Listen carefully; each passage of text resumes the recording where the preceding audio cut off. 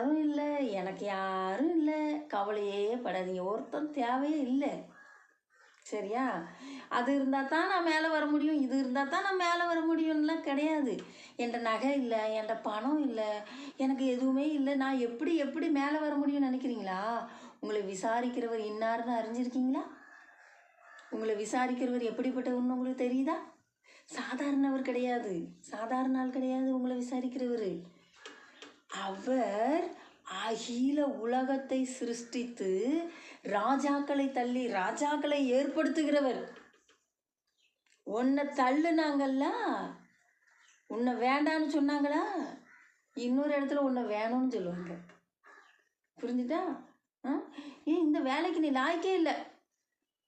அப்படிதான் ஒரு மேனேஜர் வன்மம் வச்சுக்கிட்டே இருந்தார்.